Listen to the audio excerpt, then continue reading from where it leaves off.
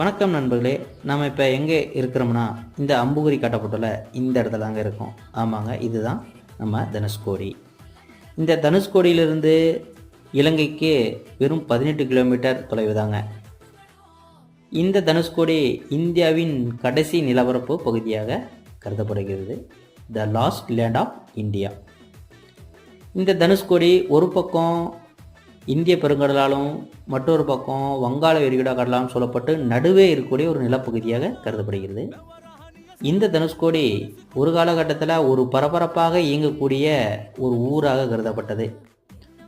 துறைமுகம், பள்ளிக்கூடம், post office, railway station என்று பரபரப்பாக இயங்கிட்டு இருந்தது.